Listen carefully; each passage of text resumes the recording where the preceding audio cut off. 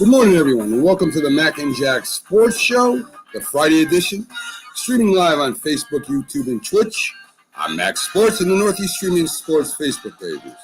Please like, follow, and share our Facebook pages, and subscribe to the Northeast Streaming Sports YouTube channel for all the great Northeast Streaming Sports shows. We're also on Instagram and Twitter. Our website is nessp.info for information on all the shows, guests, their bios, information on sports, stores, and links to those stores.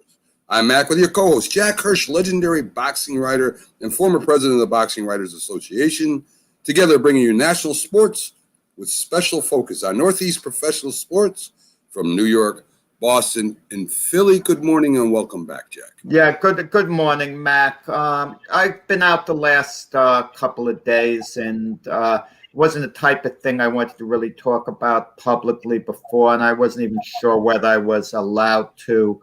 But recently, I had a tragedy in my life. A grandson who was 1 month, 1 day old, he passed away, and he'd had issues soon after birth, and Dylan Rubin is the name, okay, so on.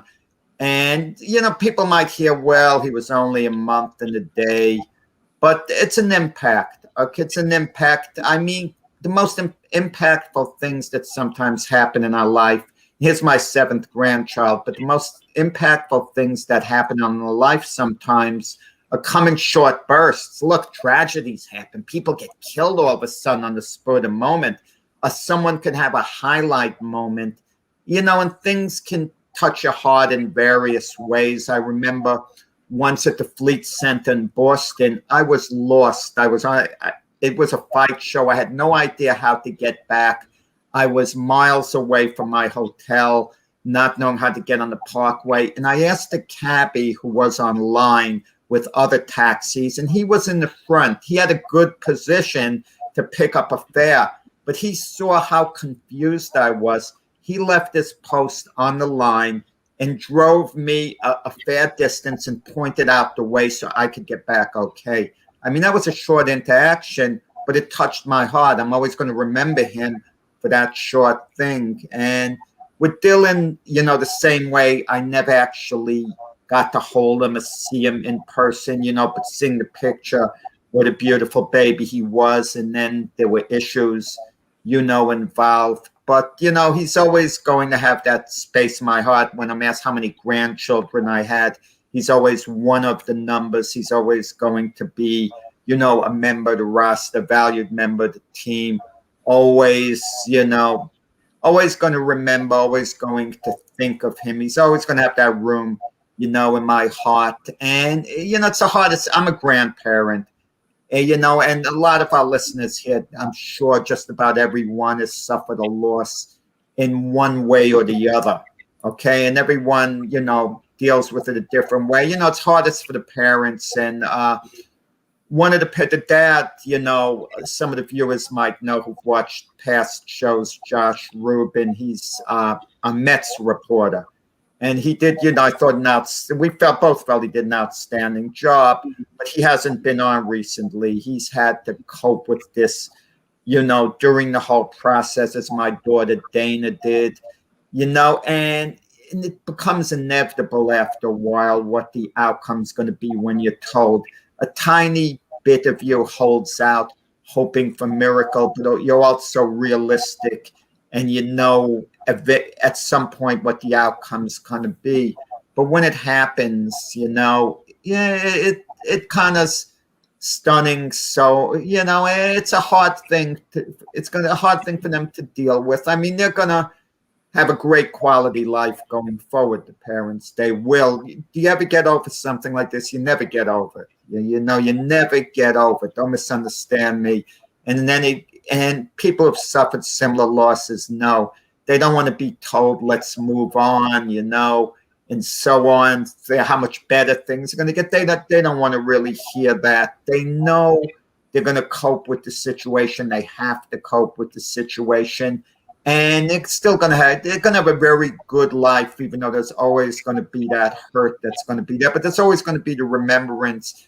And no matter how young someone is, their life counts for something. It counts for something, because he was here a month and a day, and he'll have that space always in my heart. And later on, if you believe, I'll catch up with him, later on, at some point, and get to spend, some real quality time with him. But he has quality time in my heart. And myself with doing the show, I can do the show, I can laugh, I can joke around, I can get on you, Mac, the same way. It's called compartmentalizing, Sure. in a certain way. And I think that's an important part in life, because I think all of us, Mac, when we start our day, not everything is perfect all the time in our day. There things off. Sometimes it's severe, like in the case, like which I had yesterday. The funeral was yesterday, and in the Jewish religion, you sit shiva, meaning you go to the home of the family of the deceased,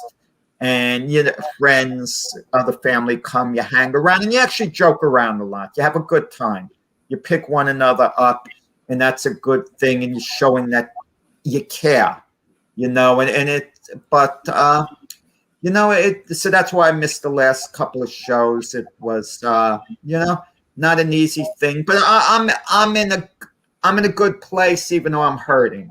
Okay, a good place as far as being able to do the show. So I don't want anyone to feel so sorry, sympathetic. It's it's just I feel for the parents. My daughter Dana and Josh, two of the classiest, good people you're ever going to want to meet, and they'll as much as they hurt, they know their reasons. They have to move forward, but they're always going to we're all always going to remember Dylan. He's going to be there, and we're not going to move forward without him always in our thoughts. Well, Jack, Yeah, thank you, Howard. So, we're pretty good friends on air and off air, and I'm sorry for your loss and for Josh's and your daughter's loss. It's just sad, and we kind of move forward and we do our things. I've had some tragedies in my life too, but always memories will be there, and you gotta move forward, and life goes on. So for me, Linda, and I know from the rest of the shows and our viewers, of course, we're sorry and condolences and wish you all the best in life. And that's the only way I can look at it. So sorry for getting a little emotional. I don't mean to, but part of life. It's hard, and you kind of do the best you can. That's all you can do. Yeah, thank you, Mac. And one thing about sports, it's invaluable we love it for the quality it provides us, but it's a great distraction as well. Sure. Yes. It's a great distraction. Yeah. Like, like, listen, with all as down as I was, I get back to, the house, my daughter and son-in-law's home, and I'm sitting shiver. Of course, I want to take a little peek at the baseball scores and to see the Yankees down 14-0. Sure. I mean, I could have used the 14-0 Yankee lead at that point, but yes. So let's, I guess, get going with the distractions, Jack. So in sports news, there was a lot of stuff happening with trades. The draft went off. Even the Knicks were involved in that. So let's get a little bit about that. The Dodgers finalized a trade for Max Scherzer and Trey Turner. The Padres were close. The Dodgers get the ace and the all-star shortstop from a trade with, of course, Washington, who got a catcher, two pitchers, and an outfielder. Turner had a 322 average, 18 home runs, and 21 steals. And we all know Scherzer is an ace. So now, Jack, Giants, Dodgers, Padres. Does this give the Dodgers? Amazing deal for both teams, because Max Scherzer, this was his last year of his contract. Okay, he was going to be a free agent. So they're getting the two best prospects in the Dodger organization. Dodgers have reportedly a great farm system, but they're getting the two best prospects.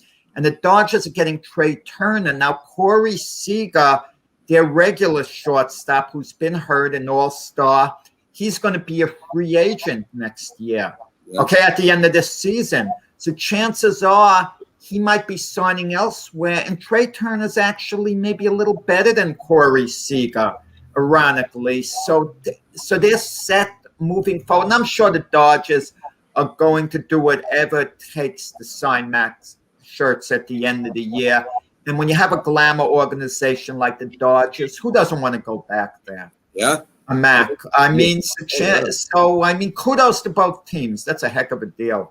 So the Yanks had another lefty to their fold, first baseman Anthony Rizzo, to go along with Joey Gallo. So now we finally start getting some left-handed and power. I would imagine Voit will be gone. I mean, he's not been on the field, and picking up this all-star Rizzo at first base. Gallo probably will end up playing left with Judge and Wright. So we got a little punch to our lineup again, Jack. Yeah, we do, and it'll be sad to see Voit go. That's just no space for him, really. I mean, the Gallo deal makes sense because there was space in the outfield for him to play, but especially with Aaron Hicks out, and who knows what Aaron Hicks' future is going to be with the Yankees when he comes back. He's going to have 5 years left on his contract, Aaron Hicks, at $10 million a year. I don't think another team isn't going to accept an injured Aaron Hicks at that type of salary. I mean, no one at all. So either the Yankees are going to have to work something out. They eat about $30 million out of the $50 million or something like that to trade him or keep Hicks as a reserve outfielder. But Anthony Rizzo, he's having a little bit of a down year, but he's a terrific left-handed bat, excellent defensive first baseman. Great pickup from the Cubs, and with Joey Gallo, too. Gallo and Rizzo get on base. So Billy Bean's formula, Moneyball, the two of them fit into that. So they're two very nice additions. But the Yankees' problem this year, Mac, I know people have claimed it's hitting, not getting the timely hit. To me, it's been the bullpen letting them down a number of times. And the starting pitching being, so-so. And they didn't really address that area. But listen, I got to give kudos to Brian Cashman because two nice pickups for what he had to give back in return. Yeah, I think this doesn't the trade deadline end today, Jack? So they still have a chance to make a move. We'll see what happens. That's the day where Luke Voigt's probably going to go somewhere else. I kind of wonder is there going to be a big demand for Gleyber Torres? Are the Yankees willing to trade him? If they're still high on him, by all means, they should keep him. But his position really is in shortstop, okay? That's what they're going to have to address, like in the offseason. That's what I thought they'd address today. Maybe the Yankees are going to give us a thunderbolt and get Trevor Story today. But the problem with the Yankees this year, they're set on staying under the luxury tax, and they had to be very creative with Gallo and Rizzo. From what I understand, they're barely under the luxury tax, so they will be after making a trade today. So I can't see, picking up a Trevor Story today, who's going to be a free agent at the end of the year. What are you really going to give up for him? I wouldn't give up a good prospect for him. Well, what Cashman did, I thought, was excellent, Jack, was that the Cubs are and they're going to pay for that the remainder of the contract. Same thing with Gallo. So that was, to me, a very key move he made to keeping some room under the cap. The Lakers acquire Russell Westbrook, Jack, from the Wizards for Kuzma, Caldwell, Pope, and Harrell to pay for Westbrook's salary. Now, I don't know if this is good or bad for the Lakers because now you've got another person who is a playmaker. He would be taking over LeBron's duties, I would imagine, as a point guard, which LeBron's been playing. What do you see about this trade? Does this make them an NBA champion, Jack, or does it maybe hurt him in a way? No, I don't. When you say does it make them an NBA champion, well, they won the NBA title, last year. So, and LeBron was hurt this year. Anthony Davis was hurt this year. Of course, if LeBron and Anthony Davis stay healthy, they're in the mix. The Lakers' problem was they had terrible three-point shooting last year, absolutely dreadful.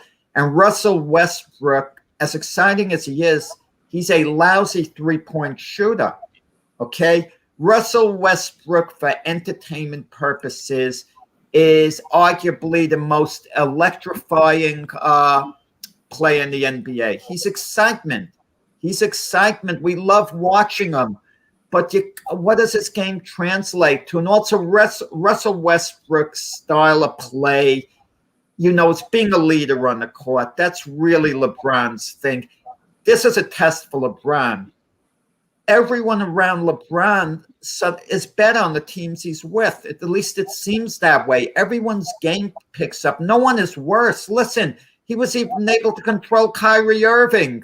And we see what Kyrie is when he escaped LeBron. A bit of a loose cannon. But with LeBron there, he towed the line.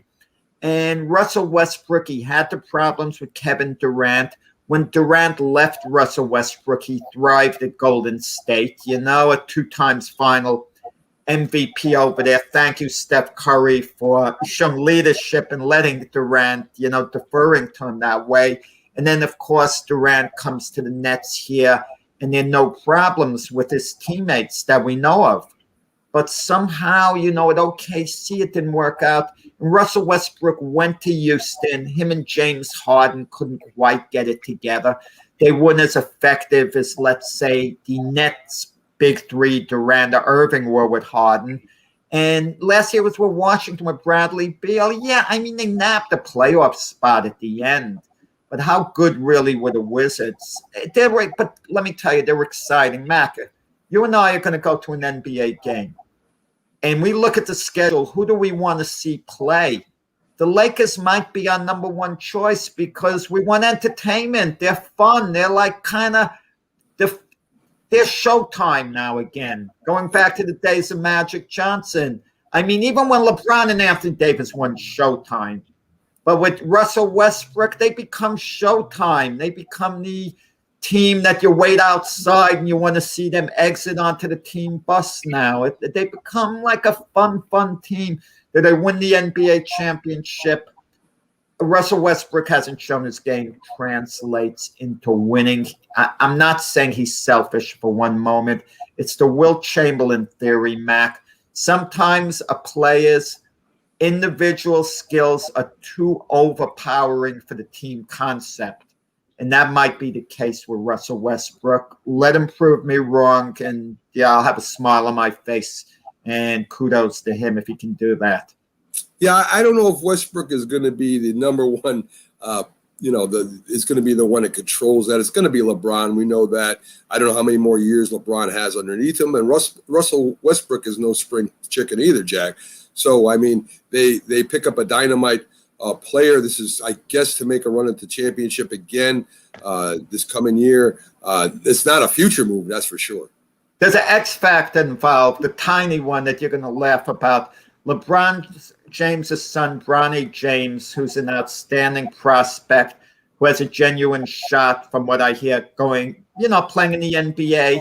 His favorite player as a kid was Russell Westbrook. So LeBron has heard that a lot in the James household, how much his son loves Russell Westbrook, probably has Westbrook posters on his wall. So imagine LeBron as the kids growing up going into the room and looking at the Russell Westbrook posters. So that probably gives LeBron a good feeling towards Russell Westbrook.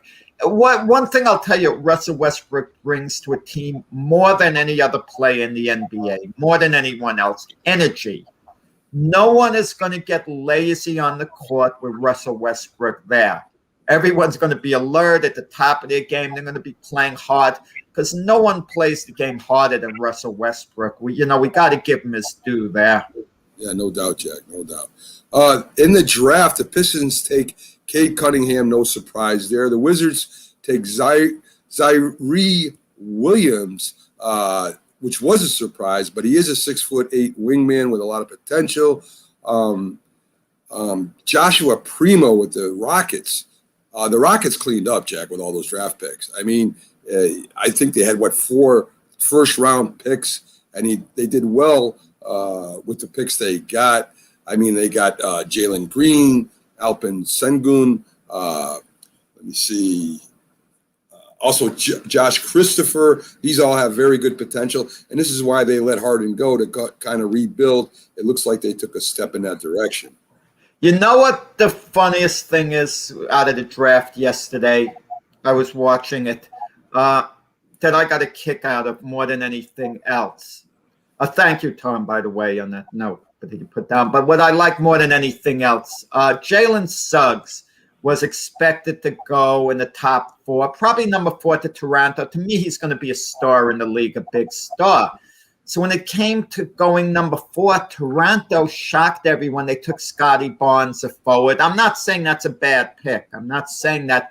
But Jalen Suggs was applauding, smiling so broadly because now, instead of going number 4 to Toronto, he's going number 5 to the Orlando Magic, and he's probably thinking, I'm going to Disney World. You know, I mean, Toronto's a beautiful city, but let's face it, a lot of these kids from the United States, if you could play in Orlando with the beautiful weather, you think of Disney World, a play in Toronto, you know, cold Toronto in Canada. I mean, where are you going to want to go, Mac? Is play? I know you're a cold weather guy. You love the 18-degree weather. You go out, you couldn't care less. But most of the rest of us, I mean, we kind of like the warm, beautiful weather. Like Jalen Suggs, I can go out in shorts and a T-shirt every day to practice, as opposed to Scotty Barnes in the heavy winter coat heading to practice. So he was beaming, even though he fell one slot down. So I got a big kick out of that. So the Knicks trade both their 19th and 21st picks, Jack. They keep a huge cap space, maybe for off-season moves. I'm not sure. They picked up 3 pretty good prospects, Quentin Grimes, Miles McBride, and Jericho, I think it's Sims, if I'm reading it correctly. They say they're pretty good prospects. They say Quinn Grimes was a great defender, and we know that's what his number 1 attribute was anyway. And we know the way Thibodeau runs, defense is always first. So I think that has something to do with them trading down. They thought they could be still in place to get him, and that's what ended up happening. Well, then the Knicks traded down from 21 to 25. When you're drafting that late, you're no longer in a position to get an impact player. What you want to get is a complementary player, someone that could fit into the team aspect, someone who could contribute, someone who can come off the bench, you know, and help out the team. Now, the Knicks had a little bad luck as opposed to last year's draft, as opposed to this one. I just mentioned Jalen Suggs dropping to number 5. Well, last year, the Knicks had the 5th pick. Imagine if they were able to get Jalen Suggs. He would be a star, an absolute star in New York. But they got Obi Toppin last year.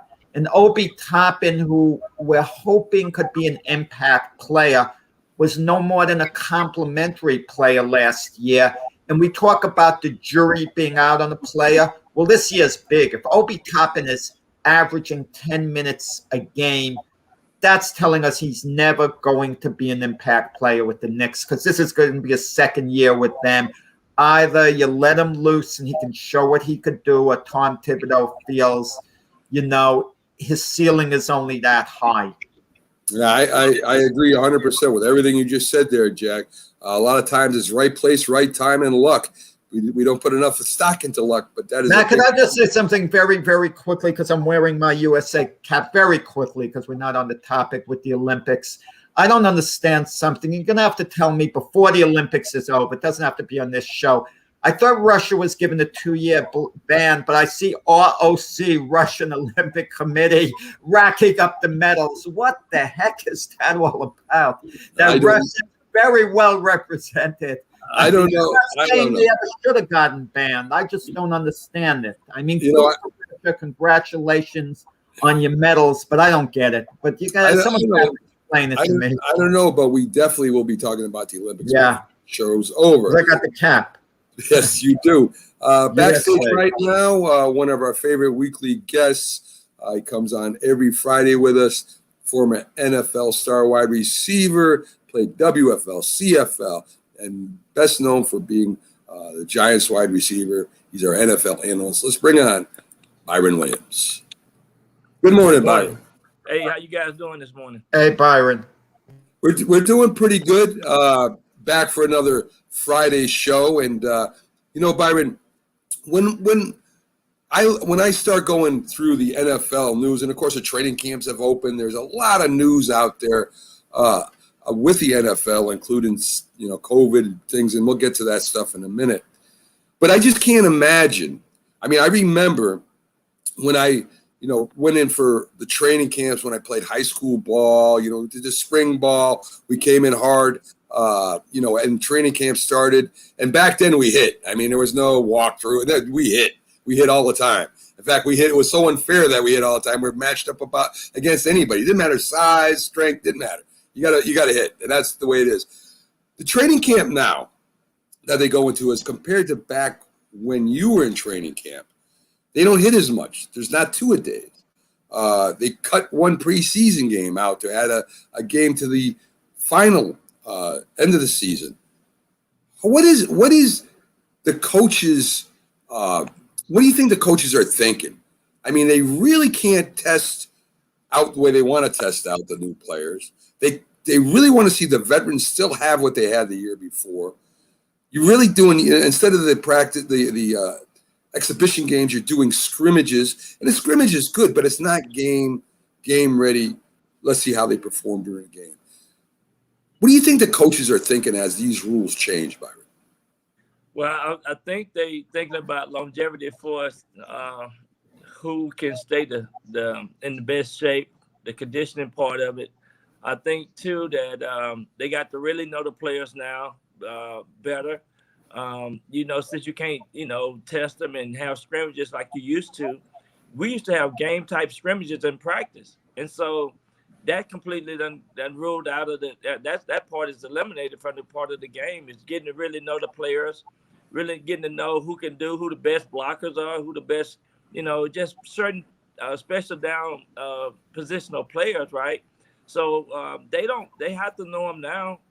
They are filming them more. I guess they getting to see what kind of test they can do under pressure, and really just know who they can depend on off the football field as well as on the football field. So it's a little bit more in depth now. I think you got to really know the players. You got 80. You start off training camp with 80 players, and you're probably gonna have to end up with like the best 65 players, including your practice roster guys. But you got to know the 53 roster people a bit better and know what they can do. If they can do this on special team, well, we got to be able to analyze these players. But back when I was playing, we scrimmaged it. We scrimmaged like game type situation, and it was always physical, and there's always a challenge, and you have to stay focused. Now these players, they sit out of practice and then they they have to go and get taped. They have to go. It's more watching films than we did. It was more on the field work than off the field work. I think it's more off the field work now than ever before. Go ahead, Mac. Oh, Jack. Yeah, to me, a scrimmage should be the equivalent of a sparring session in boxing. You could go somewhat hard, but you don't go all out. Now, the Jets and Giants haven't scrimmaged in quite a long time because the last time they scrimmaged, fights were breaking out. The coaches were arguing with one another. It looked like they were about to fight as well. And the NFL schedule, especially with the extra game this year, it used to be 14 games, then to 16, now 17. It might not seem like much, but that extra game, there's wear and tear in it. You would know a lot better than I would, but there's wear and tear with an extra game there. And is it a good idea for two teams to scrimmage against one another? It gets to be too competitive. Guys might take, I would imagine, a cheap shot now and then. It's not like your own teammate who might hit you hard, but he's going to let up just enough because he knows he needs it. He doesn't want to hurt you. But a guy on the opposing team, you get a few knuckleheads who wouldn't care whether they put you out for the season. How do you feel about two teams scrimmaging with one another, two different teams, not keeping it in-house? I think it's good. Sometimes we did that a couple of times. I know we went to Atlanta and scrimmaged the Falcons with the Giants, and I thought that was good because you get tired of seeing your own teammates a lot, and you get a different perspective of what you have to do to prepare for the season, right? So I think it's good, but I think they have to keep it down to a minimum because a lot of players do get fired up about being out there and competing. So that competitive edge come out in a lot of players, and sometimes some of those players, they trying to make the team, so they're gonna be hard at it regardless. Football is still football. Yeah, when you boil down to the Tennessee Titans quarterback Ryan Tannehill said the NFL is pressuring players to get vaccinated. He wouldn't have done it if it was his own decision. He also thinks that it's a personal decision. I imagine a lot of players feel that way, Byron. The NFL has really, came down with possible fines, forfeiting the game. I mean, if the players do not want to be in that position, for their teammates and for them to play this year, I imagine almost everyone's going to get the shot, Byron. Yeah, it looked like everybody gonna probably get the shot, but it at the end of the day, it's all about the facts and the CBD coming out with what they're finding out with the latest reports. And I think the NFL gonna do what they think they should do for the integrity of the game, because they don't want to lose players dropping out, and they don't want to have players coming in and having to sit out 14 days and et cetera, 10 days or whatever the case may be.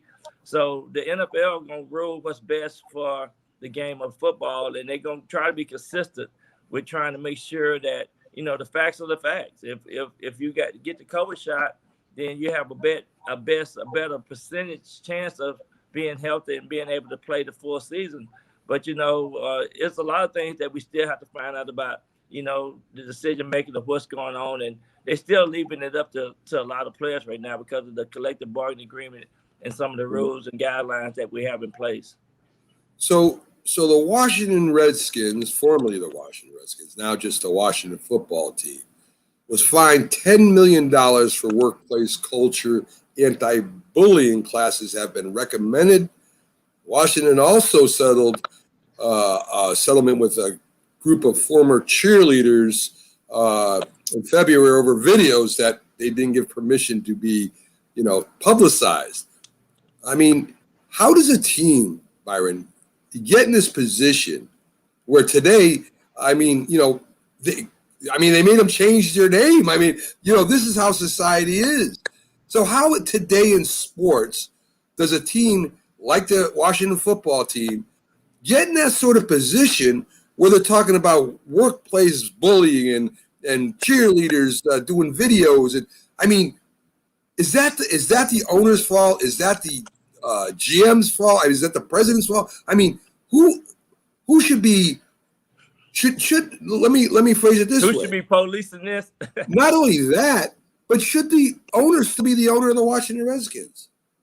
Well, there's speculation that he had to get some people in place to make sure that they have some type of accountability in their organization, right? So, and I thought they hired a lot of people over the last couple of years to make sure that there's accountability system in their organization. So I just think too that it's a head committee of people, and there's people that holding each other accountable for what's going on in the organization.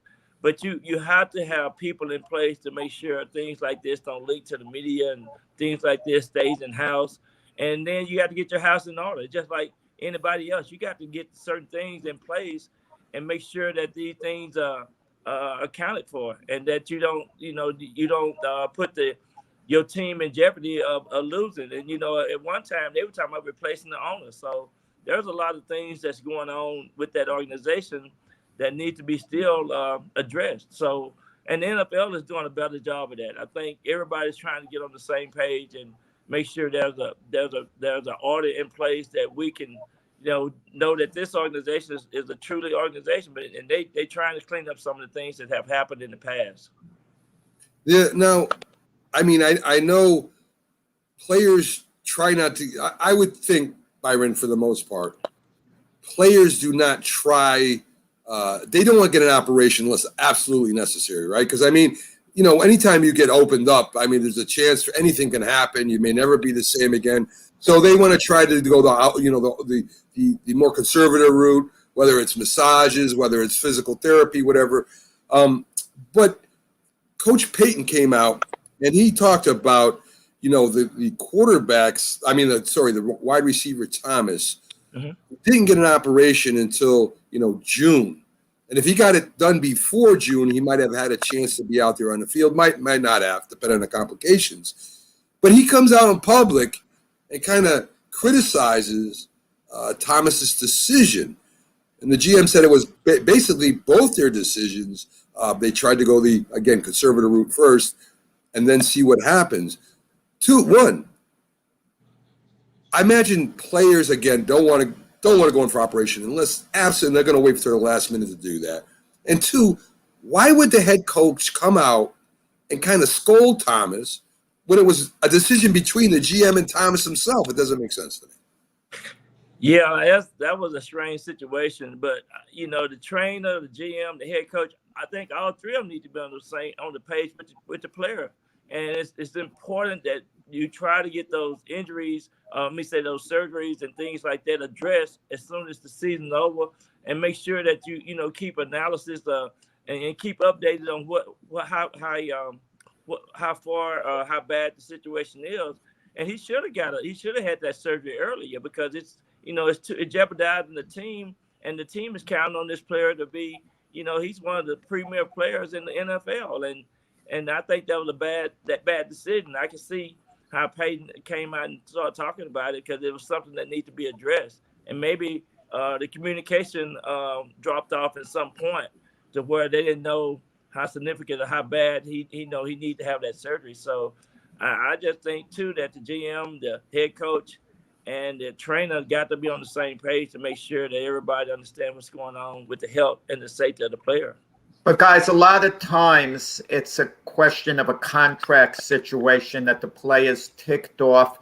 I mean, but this is the NFL. That's why I'm not saying it's the case. Let's say Michael Thomas's salary is guaranteed for next year, which oftentimes isn't the case in the NFL, but is in the NBA.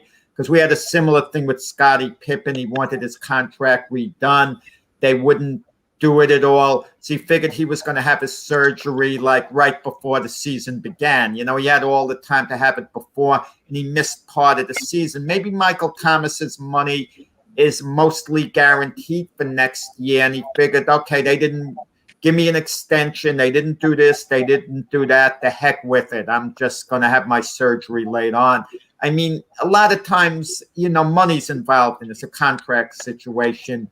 But, I'm not saying it's the case here, but I'm a little, leery of that.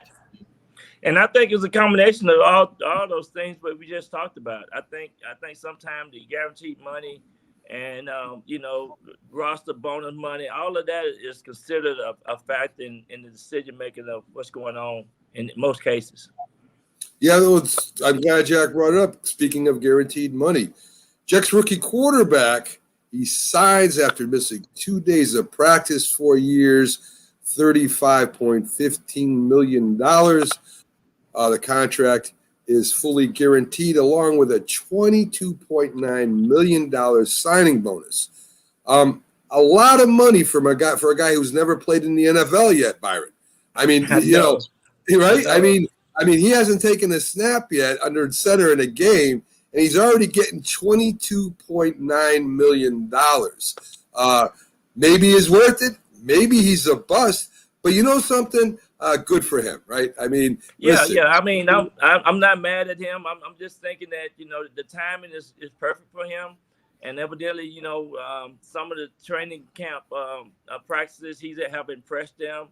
And they see some things that they want to do with him, and more power to him. And I'm happy for him, because I mean that's the nature of the beast. I mean it's all about timing.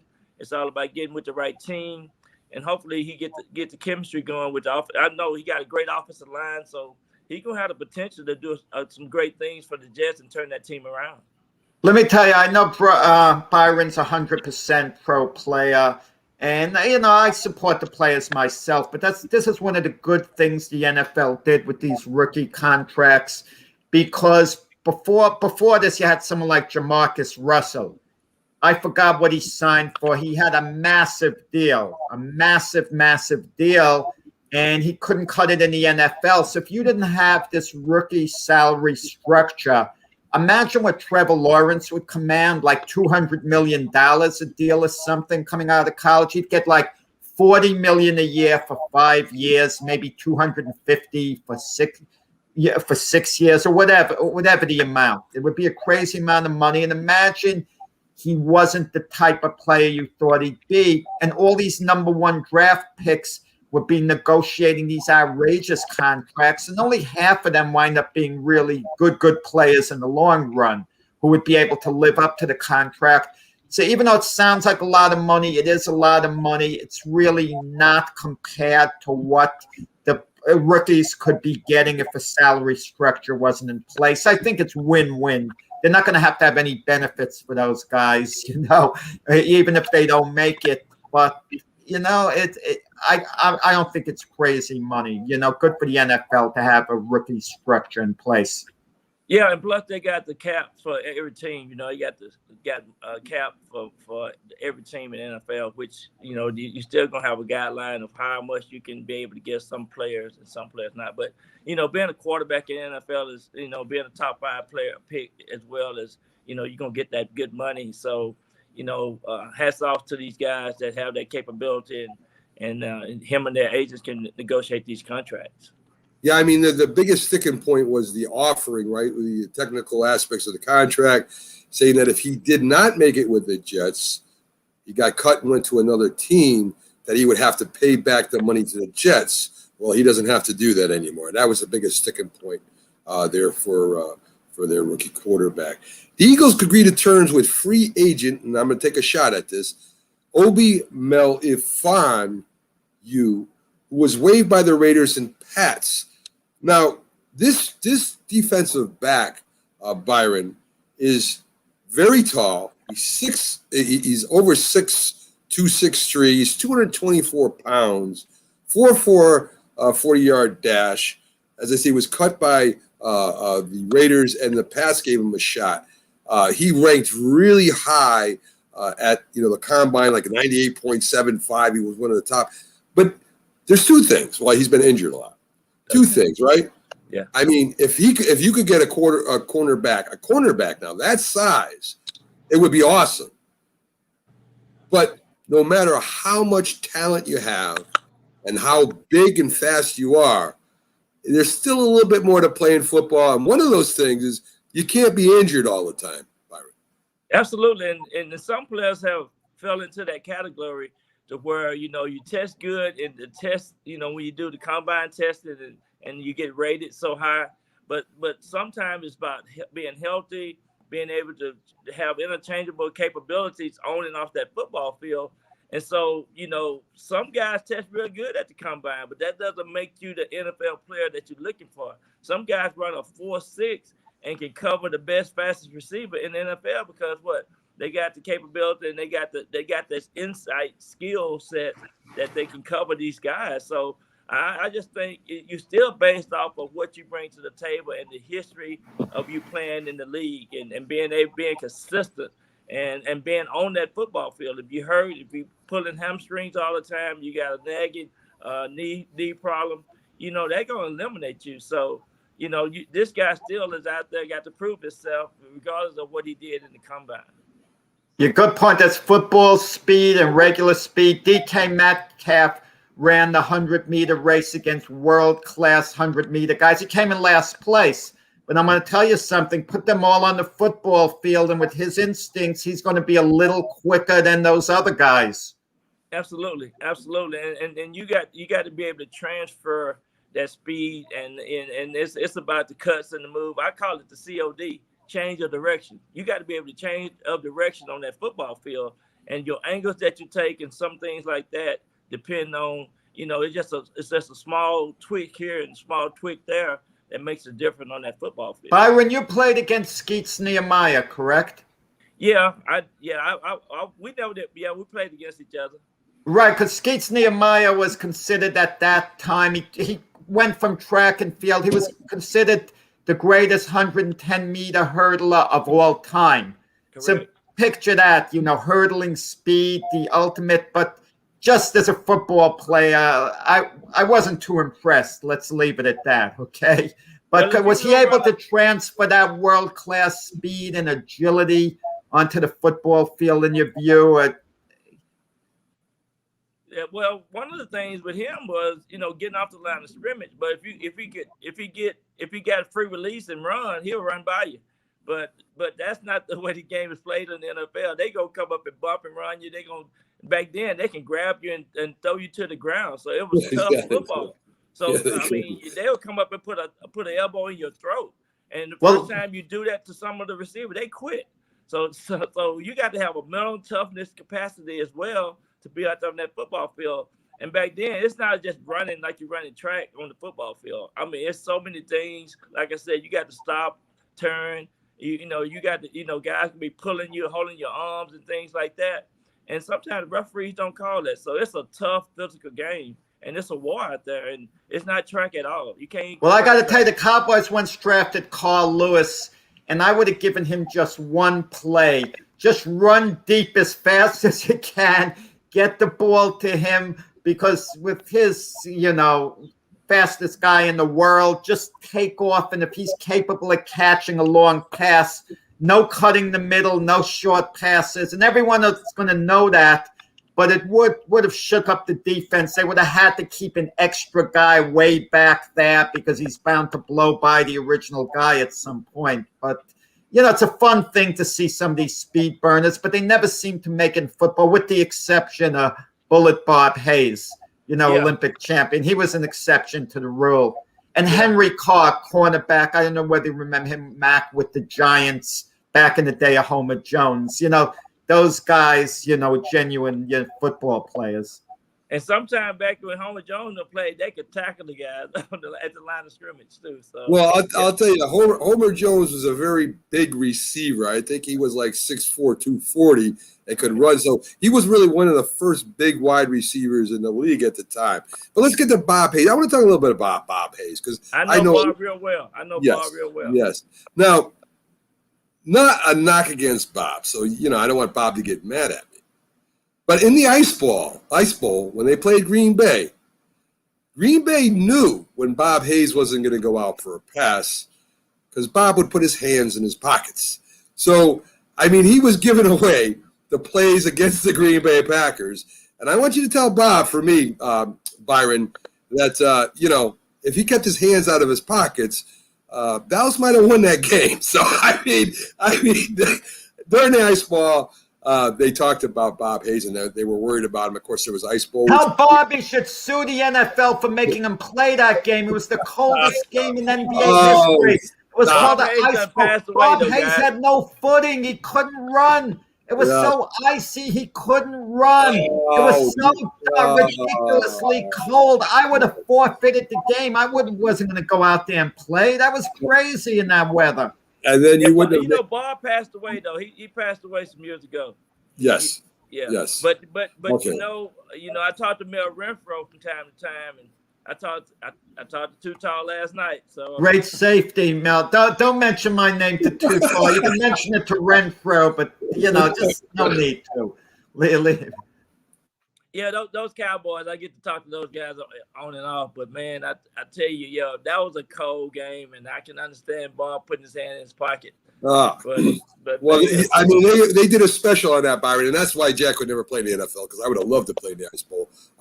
That the biggest read on Bob Hayes was whether he had his hands in his pockets or not. If he didn't have his hands in his pockets, he was going out in the pattern. If he had his hands in his pockets, he wasn't going out. So that kind of helped them out in their defense. So the Giants, let's touch on. Well, first let's go to the Giants. Let's finish up with the Giants. They cut tight end Kelvin Benhami, who in his rookie season with the Panthers had a great year. Byron, he has 73 catches, 1,008 yards. Another case of a guy being injured a lot. He had a tryout with the Bills and a couple other teams, and the Giants picked him up hoping that maybe that injury was, something that he could deal with, but they ended up cutting him. Of course, we got a few tight ends now. But teams like to take, if I'm not mistaken, kind of outside shots at players who were once great, a couple of years ago, whether it was an injury or whether it was off-field problems. They like to at least pick them up and see where they live, right? How they would perform in their certain situation. A lot of coaches think they could solve their problems, and a lot of times it doesn't work out. But sometimes it does, right? I mean, you could talk about some of the more I don't want to say arrogant, but more outgoing wide receivers and defensive backs, and they normally come from them positions where they get in with a team like the Patriots or maybe even the Giants, where all of a sudden the stranglehold's a little tighter, and if you want to stay there, you better watch your P's and Q's. So is it a good idea to you to take that chance, or is it just a wasted position, Byron? If it's like a guy that had one good year, is that just a wasted time of effort where you got so many players there? Or do you think it's good to take a chance once in a while and see if the guy has worked out his problems?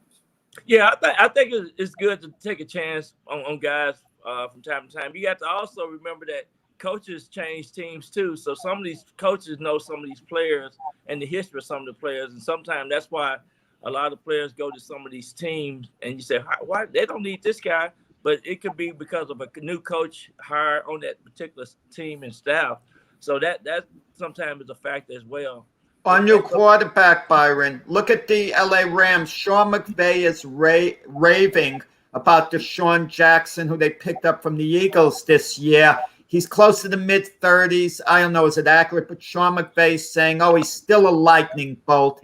And considering the Rams have possession receivers in Kupp and Woods, he's the one lightning bolt if he's healthy, but that's the question, can he stay healthy? He's been injured the last few years, but he's electrifying.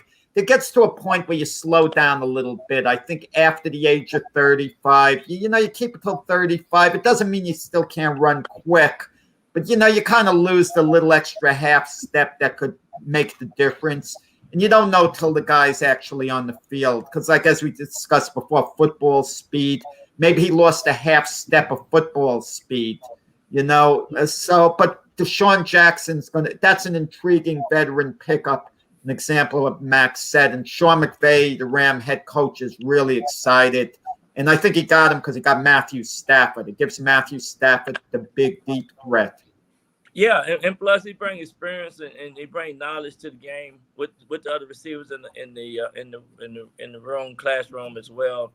And I think just having him being a part of this team with all his experience, and he can bring a boost for them, especially with special receiver sets. And so the Rams gonna be very they very creative. So I think it's always about the chemistry anyway.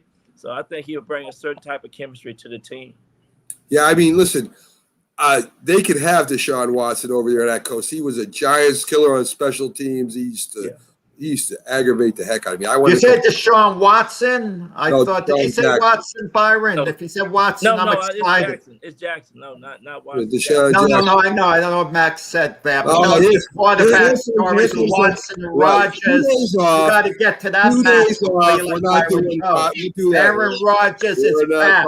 That's what's we're not talking about Aaron Rodgers. We're not talking about Deshaun Watson. I don't care about Aaron Rodgers. Because of Aaron Rodgers. Aaron Rodgers is calling the shots. The owners, the Green Bay fans, who are the owners, should have blocked him out of the locker room. And that's what I would have done. I would have sent him a message because he comes out and he starts talking bad about the Packers right after the first practice. I would lock him out of the locker room. I don't care what his salary is. Stay home. We don't need you. That would have been me. That's what I would have done. Send him a message, and that's it. No more Aaron Rodgers. No player is bigger than the team. So that's what that's the way Matt thinks. So that's the way football should be. That's still the nature of the beast. It sounds nice. Listen, what you guys are saying sounds nice in theory, and I'm not going to say it's untrue. But let's be honest about it, guys. If Patrick Mahomes is going to have a hissy fit, the Chiefs aren't going to look to move him anywhere at all. They're going to work with them. Some players are so spectacular, and they're such a cornerstone of the franchise. you just got to work along with them. There are not many guys like that, but I gave you one example, Patrick Mahomes. Well, I was just going to say this. He's as big as could be. I was just going to say this, though, Jack. Patrick Mahomes is from East Texas. East Texas guys don't do that. And that's it, Jack. He's from East Texas, and he's a team player. J.J. Watt demanded a trade. And he's a team player. J.J. Watt's been there forever. And he's from East Texas. He thinks about the team first, as you can tell, and he plays well within the team concept as well as ad-libbing. Aaron Rodgers has been mad since he was drafted, Jack. The man is just mad at the world. He's not mad at anybody in particular. He's just mad. When he dropped in the draft, he was mad. When he ended up sitting behind Brett Favre so long, he was mad. Now that he's number one quarterback, has gone to the last two championships, and has lost the championships in part because of him, he's upset. Now that they drafted a quarterback for their future, Aaron Rodgers is mad. Now that they won't treat him, and they have done everything but bend over backwards and kiss his butt, now that they have done everything to entertain this man and to try to sign him, he's still mad. I would tell him. You know what he still is? And he's still league MVP. I don't care. Still the league MVP. I don't care. He's the defending NFL MVP. I don't You know care. what? The best thing for him to do is shut up and play football. Right. Thank you. Well, that's what he wants to do. He wants to play football, but he wants to write pieces. That's why the Packers made a deal with the Texans to get Randall Cobb back, one of his favorite all-time receivers. Oh, isn't that? You got to accommodate the quarterback. He went to Houston. He came to Dallas. He's just a possession receiver now. He's not 30. He's not 25 anymore. So listen, Byron, quarterbacks sometimes have to be tough. Not every quarterback can be as gentle with people the way Phil Simms was. All right. That's why I'm telling you now. You have to be tough. You have to be but I'm still saying though, it's about the chemistry. So maybe they get the chemistry back in those receivers. But last year they had some receivers that was stepping up to the plate for the Packers. Listen, Byron, everybody talks about him going for a field goal, and that's why they blame the coach. Aaron Rodgers on third down, and they could have picked up a first down, had a clear running chance to even get in the end zone, and decided not to take it. That was on him. Right. I blame him for them losing the championship game. How's that? So I don't know if he's mad about that either. But you know something? I see his attitude when he walks in. I see his attitude after the practice. I don't like it. And I'll guarantee you one thing, and I don't care what year it is. Do that when Bill Parcells is a coach. Do that when Jimmy Johnson is the head coach. Do that with Bill Belichick and see what happens to you. Jimmy Johnson, Bill Parcells would have gotten on Aaron Rodgers. I admit that. He wouldn't have put up with certain things, but Jimmy Johnson would have put up with it, and he did. He even cut a player once who fell asleep at a team meeting and said if it was Troy Aikman falling asleep, he would have patted him on the shoulder and said, "Wake up, Troy." So don't give me the Jimmy Johnson. Bill Parcells, I'm okay with you saying that's not Jimmy Johnson. Jack, I want to say this. Troy Aikman not going to fall asleep in a meeting. That's because he's a leader. Right. That's not going to happen. And he sure would not sit back and go on Jeopardy or go with Dancing in the Stars and badmouth his team all the time and tell him that the GM stinks and it's all about relations. He didn't badmouth the players. He didn't badmouth the players. Never done that. He said he wanted to play with the Packers. He said he didn't have enough weapons. He told the Packers they were not good enough, Jack. How's that not badmouthing the players? Every year, the Packers, when they drafted, they never accommodated Aaron Rodgers. They never drafted a receiver number one. When you have a talent like that, one of the greatest quarterbacks of all time, you want to build around him. That's what you want to do, and they never quite did that. Jack, you still got your scouting department, so you're bashing your scouting department, some of the decision makers of selecting players and signing players, and obviously you just can't sign every player, but you can't ask him for everything. I mean, let him be quarterback. That's what he should do. Let him stay what he's supposed to be doing. There you go. Lead the off. you bring in those receivers, and then the receiver that you have on your team, you work with those receivers, and then you're able to listen. see what the talent level. Quarterbacks complain. Take Russell Wilson. He's been a good guy through his years in the NFL, a very good guy. Okay, we could agree on that. This offseason, Russell Wilson was complaining. He didn't quite demand the trade. He was complaining about as much as Aaron Rodgers was. He was unhappy. Things got to change. And there was a lot of tension with him in the Seahawks organization. And Russell Wilson is a good guy, good citizen, but he was the most hit quarterback in the NFL in recent years. Finally, he got tired of it, and he figured, guys, you know, are you going to get me protection or what? He was speaking up. Mac will want Russell Wilson just shut up and continue to get knocked on your butt. That's what Mac's philosophy is. My philosophy is, finally, I would get tired of it. You need supplies. You can be a school teacher and have hardly any chalk in the room to write on the board. Mac will say, make do without chalk. You know, Byron, that's nonsense, but that's okay. He can say what he wants. Listen, they came away from the running game. That was what they went with. Russell Wilson should have spoken out then if he wanted to say something. I imagine Russell Wilson can call audibles if he wants. I imagine Russell Wilson has a lot of latitude in the offensive scheme because he's that good of a quarterback. Like every offensive coordinator would let a great quarterback have a say in the team. And their strategy and their audibles and all that stuff. So I don't want to hear all that nonsense about Russell Wilson too. I mean, he's again went to the Super Bowl. That quieted Byron down with the Russell Wilson argument because Byron knows Russell Wilson's a good guy. Aaron Rodgers has won a Super Bowl, been to 2 championships. Russell Wilson has been to multiple championships. Let's hear complaints from a great quarterback that hasn't been to a championship, that hasn't been to a Super Bowl yet. I might listen to him. As far as these other guys that have been to championships and Super Bowls, I just don't want to hear their problems. So, Byron, as me and Jack finish up our argument, as we always do, we love having you come on as you do every week. You bring us great insight into the NFL and to what's happening with the players. Can't wait to have you on again next week. And just a little tease out there, folks. There's something big brewing with Byron that will be coming up in the near future. I'm not going to tell you what it is till we're ready to announce it. But anyway, something big with Byron's happening. So, folks, say adios to Byron until next week where we have him back in. And now the training camps are going. And what you got, Byron? It's great to have football back. Freeport doing my last football camp for the summer. Having fun with some kids down here, trying to change the dynamic in some of these communities. But, hey, it's always a pleasure to be on the Mac and Jack.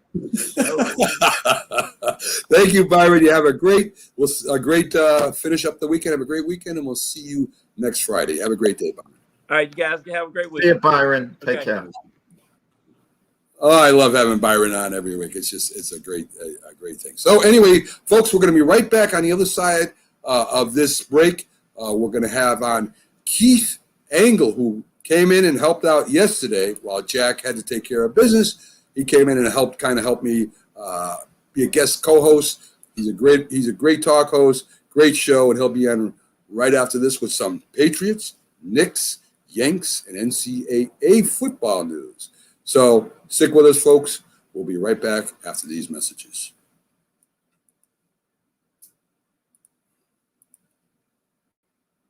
If you served honorably in our nation's armed forces and you're looking for a way to continue serving your fellow veterans in your community, then join AMVETS. Each year, AMVETS members volunteer millions of hours at VA healthcare facilities from coast to coast, helping to improve the lives of their fellow veterans through the VA Voluntary Services Program. AMVETS posts and departments also participated in a wide variety of service projects ranging from Americanism in our schools to supporting the Special Olympics and Boy Scouts of America. If you no longer wear the uniform today, you can still serve through the AMVETS by joining today at amvets.org. Hi, Grandma. What's for dinner? Hey, honey, I'm making stew tonight. Ooh, can Nina come over? I'm not sure about our new friend. I wonder if there's been any drinking going on. Alcohol at her age can lead to so many bad things. I've been meaning to ask you, what would happen if someone offered you a drink? Grandma? This is hard. She's so young, but I know I need to talk to her about it now before someone tries to give her alcohol. If anyone ever does offer you a drink, I want you to say no. I have too much respect for my family, and I don't want to get in trouble. Okay. Really? I promise, Grandma. I love you too. Okay, how about tasting this stew and telling me what you think? Some children may try alcohol as young as 9 years old. It's not too early to talk about drinking. For tips on how to begin the conversation, visit underagedrinking.samhsa.gov. That's underagedrinking.samhsa.gov. This message brought to you by SAMHSA and this station. When you hear the word asthma, you probably think of shortness of breath, coughing, or inhalers. Lots of things can trigger asthma, but the fact is that asthma doesn't just attack, it can kill. But with proper medical management, asthma is controllable. If you experience shortness of breath, wheezing, tightness in your chest, or persistent nighttime coughing, you may have asthma. See your doctor and get the facts. You'll breathe easier. For more information, call 211 Info Line. A message from the Connecticut Department of Public Health, keeping Connecticut healthy. If you talk and they will hear you every single time. Oh, we're getting killed. Yeah, well, Kyle's not here. How come? Kicked off the team. Didn't Tim tell you? Kyle and some other kids got caught drinking beer in the park a couple of nights ago. Really? Yeah. Zero tolerance. He's out for the season. Come on, it's a first offense, right? That we know of. But why should that matter? He knew not to drink. I've made it clear to Matt that's what we expect from him.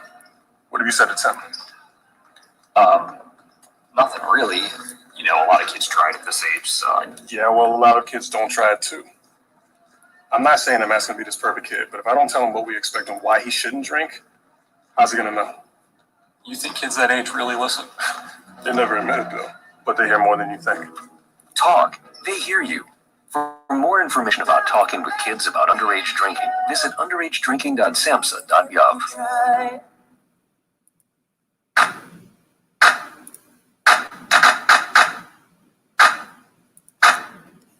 Good morning. You're listening to the Mac and Jack Sports Show on Northeast Streaming Sports.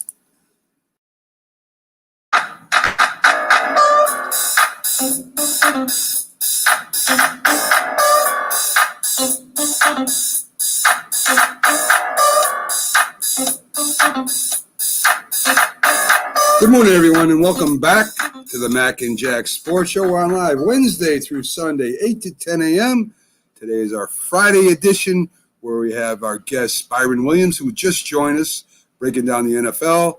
And now we have coming up Keith Angle, host of TGI Sports Talk, just got off his show and it has a great show over there. We have great information, great guests, and he joins us now on our show. How you doing today, Keith? Hey, gentlemen, how are you? Go ahead. Jack, I could tell with you. I guess the Yankees have the left-handed bats now, so we're going to hear you praise Brian Cashman. I don't know if I'm going to praise him, but I'm happier than I was yesterday morning. We'll see. Yes. I mean, Jack speaks of course, Anthony Rizzo, three-time All-Star, Golden Glove first baseman with a left-handed pop in his bat, and of course, we also got Joe Gallo. He's going to probably be in left field, I would think, Keith. Right field with Judge, and again, brings a little bit of left-handed power, maybe a lot of left-handed power to the Yankees. So now they can kind of in the lineup, use that right field porch. They won't have to go against all right-handed pitchers now, and it seems to look like better offensively and by position. And Cashman, I'll give him credit. He finally went ahead and pulled the trigger on a couple lefties we needed. Is there still holes in the Yankees lineup, though? Well, you've obviously still got Torres at shortstop. That's the biggest thing that stands out to me right now as a problem. Gallo fills the depth issue and the left-handed bat issue in the outfield. Rizzo's a good defensive player, and Voigt's not had a good year. He's been hurt when he's not hurt, he hasn't played well. So he's going to be the odd man out here. Yankees may not be done either. One of the interesting things that I found here, and I guess I got to give Brian Cashman credit for this, because I'm not sure really why these teams make these trades. I look at that Anthony Rizzo trade and the Gallo trade. The Rangers and Cubs are paying the remainder of their salaries for this year. How do you swing that? So the Yankees still have room to make a trade today. They're still $4 or $5 million under the cap. That is so important to Hal Steinbrenner. I just don't look at the Rizzo trade specifically. If I'm a Cubs fan, I'm like, what are we doing? We're paying the remainder of his salary, and we're only getting these couple of mid-level prospects. Really, in my mind, it's a great trade for the Yankees. Yeah, I was surprised. That's what I mentioned that to Jack this morning. That was probably the best about the trades, was not only getting the two left-handed hitters, but the other teams having to pay for the remaining of the year. I think Rizzo will be under our control till 2022. Gallo, I think we're going to have to sign if we want him to stay. From what I read, I think it might be the other way around. Actually, okay, could be. Rizzo's expiring this year. That's one of the reasons the Yankees wouldn't going to take on the contract or give up a lot for him. So yeah. I mean, I don't know why either one of those teams made that move. But they're selling and they're trying to rebuild. With the Yankees, of course, there's really no rebuilding with the Yankees. I don't think you could tell the fans we're rebuilding for next year and them to be happy. There's got to be some kind of excitement or something happening around the team. Or the Yankee fans, I think, would throw a mutiny, for God's sake. So sometimes it's the little deals that we don't notice. We were talking before about the Dodger deal with the Nationals. But the Dodgers, in addition, picked up Danny Duffy from the Kansas City Royals, who's going to help their bullpen. Yeah. Wouldn't that have been a nice pickup for the Yankees one way or another if they'd gotten Duffy from the Royals? I mean, so these little deals that slip under the radar, sometimes those are bigger difference makers than the ones that are high profile. Yeah, especially as Cashman has been trying to remake his bullpen here the last week as well. I was a little surprised that they gave up Luis Cessa myself. He's been pitching really, really well out of the bullpen. He's one of the guys I was surprised to see go. But I think it was about the salary and saving that salary and having a chance to make other moves. So I don't know that they're done. There may be something in the works today. I mean, I agree. I guess you have to give up somebody of quality too if you're going to make that trade, Keith. Too, right? I mean, they're not just. I wouldn't just take prospects. I want a decent player. If I was the manager of the team, especially under the circumstances of the trade, so I would imagine they had to give up somebody. So a great move, I think, by the Yankees, and I still think they have time, as you do, to make another move to either maybe get a decent pitcher or maybe a shortstop or an infielder that might become a shortstop. I don't know. We'll see what happens by the end of the trade deadline. Story's probably going somewhere by the end of the day. He might go to the Mets. The Yankees are still in play, I guess. I would be if I were the Yankees, especially, again, if I can get the Rockies to pay his contract like I have the other two teams, it's a no-brainer. Oh, I agree 100%. So let's turn to the NCAA. Me and you have covered probably ad nauseum the SEC and the Oklahoma-Texas deal, and the allegations, which was surprising to me from the SEC about ESPN conspiring against them because they own the total rights to the SEC and only a partnership in the Big 10 or Big 12, whatever you want to call it. The new likeness rule for college players to get paid brings up Reggie Bush, right? Reggie Bush's Heisman Trophy year that was never given to him. Of course, people are calling for the Heisman Committee, which is kind of separate from the NCAA. It doesn't fall under NCAA, to go ahead and give him his trophy for that year. He got paid. The NCAA, of course, says the rules were the rules back then, and the committee is kind of deferring to the NCAA, which is not really connected. What's your opinion, Keith? I mean, Jim Thorpe finally got his gold medals after he died, which is ridiculous to me. Reggie Bush trying to make a little money for his family. I don't know. I don't know what's right or wrong here. That's why I'm asking you. The rules were the rules, but they were stupid rules. So, I've kind of torn myself, right? Again, I don't think if you open up the door, it's a slippery slope. If you open up the door and you say, okay, we make all this stuff retroactive forever. Well, if I get a speeding ticket today, right, because I went 70 and it's 65, and then next week they raise it to 70, they're not going to tell me I don't have a speeding ticket anymore. Maybe that's a little bit simplistic, but, yes, the rules, if you open the door, then everybody's going to want, be reinstated for this, reinstated for that.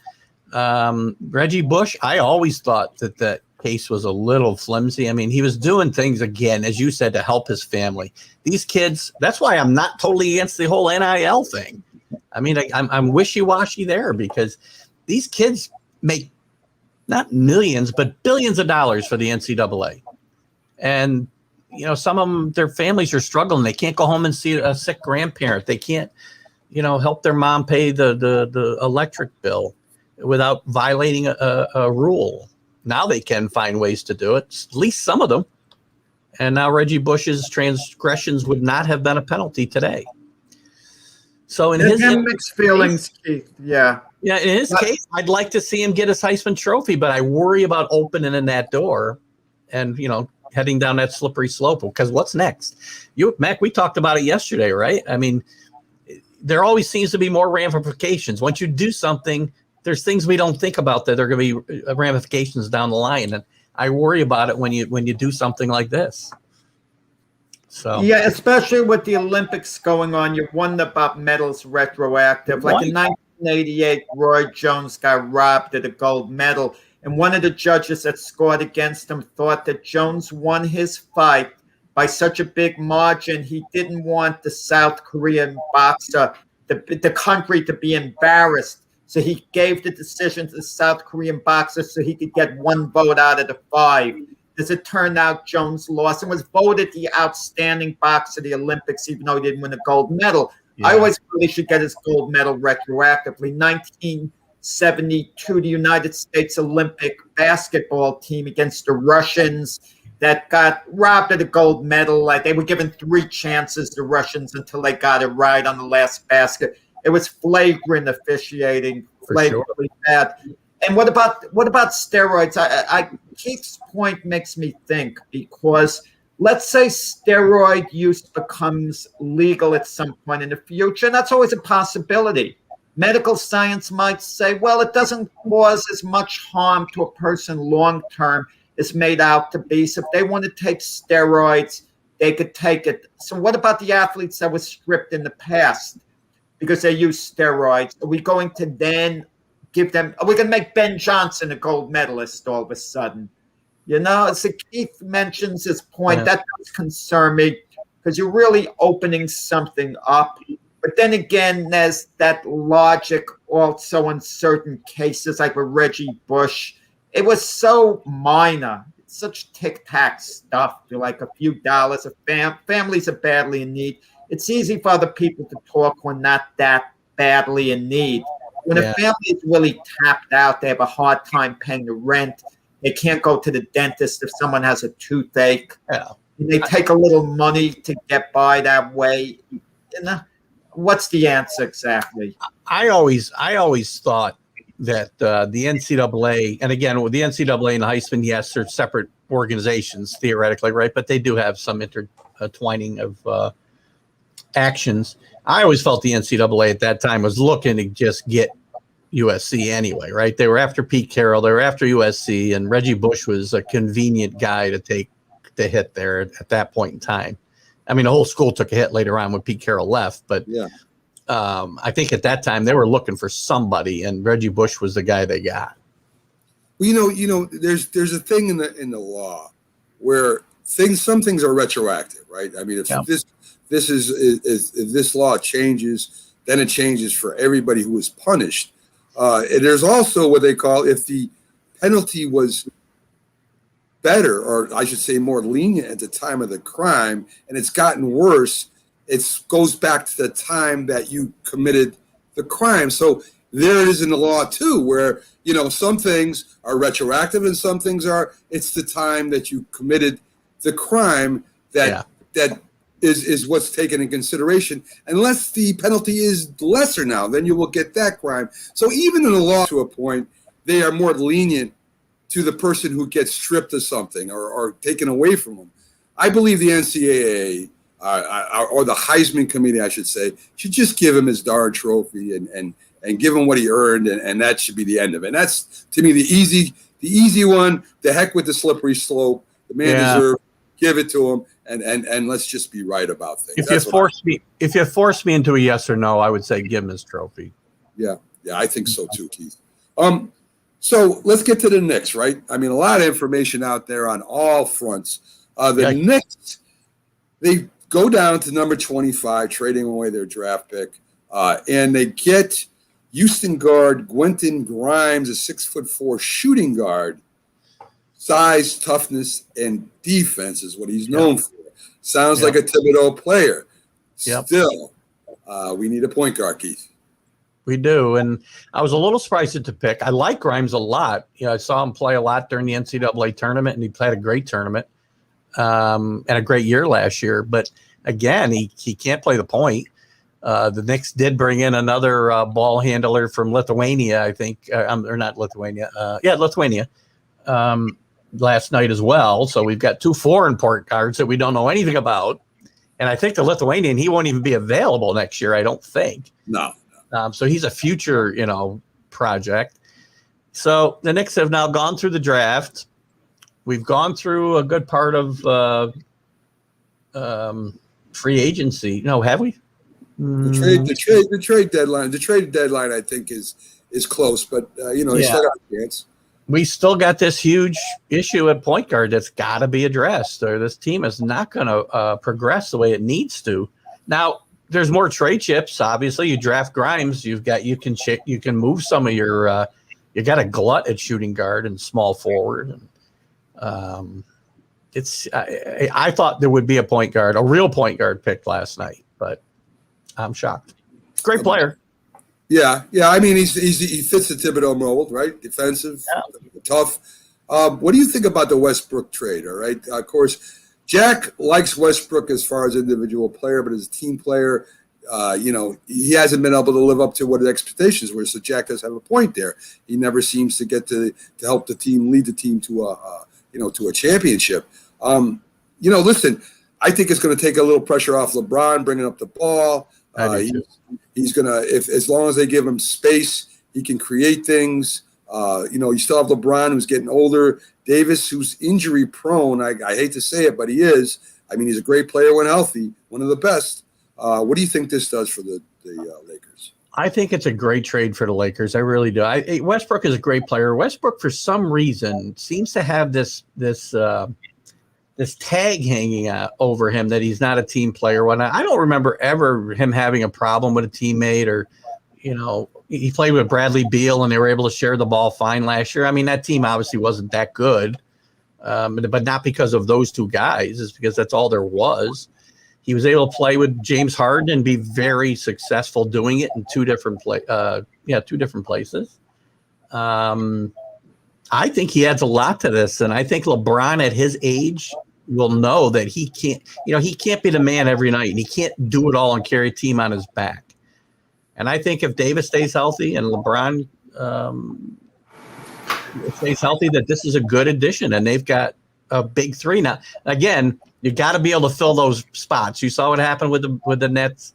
You see it happen a lot when you fill a big three, and you can't fill anything in but marginal players elsewhere. You've got to be able to fill those other positions, and that remains to be seen if the Lakers can do that. That was the no one saying Westbrook is a selfish player, but you said, well, he was successful with Harden in two different places. When he played with Harden at OKC, they had Kevin Durant.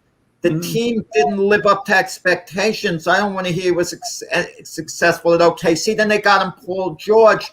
They didn't live up to expectations. They got bumped early in the playoffs, never made a serious run. Houston, him and Harden, he tried to blend with Harden. I'll give him credit for that. But for whatever reason, it didn't work out with him and Harden. When Harden went to the Nets, when they were healthy, things were working out. My concern is with LA. Russell Westbrook is a bundle of energy. He's going to be running up and down the court, top speed. And that's not the style of play with LeBron and Anthony Davis. They're a little bit of a slower tempo than what Russell Westbrook is going to set. So I don't know how that's exactly going to be for team chemistry. Listen, is it worth the chance for the Lakers? Yeah, it is, to get Russell Westbrook, because the Lakers need a jolt, okay? They need an infusion of new energy. Russell Westbrook will give them that, but I'm skeptical as far as how much of a difference maker he's going to make. Well, we won't know until they get together, obviously. But that selfish tag is a thing that really gets me with Westbrook, and not having watched him day in and day out because he's never played on a team that I follow as closely as say the Knicks or even the Nets.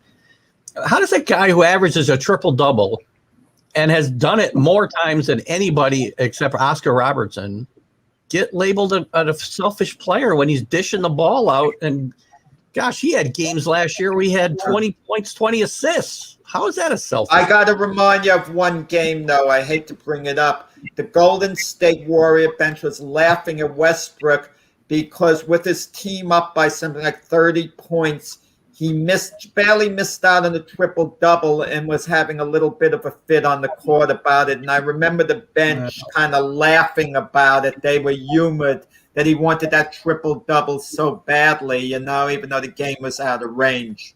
Yeah, well, I understand. And I think those things I'm not saying he hasn't contributed to his own rep, right? But I don't think a guy who averages as many assists a game as he does can be labeled a selfish player necessirily. So, again, this will be the best. No, he's not a selfish player.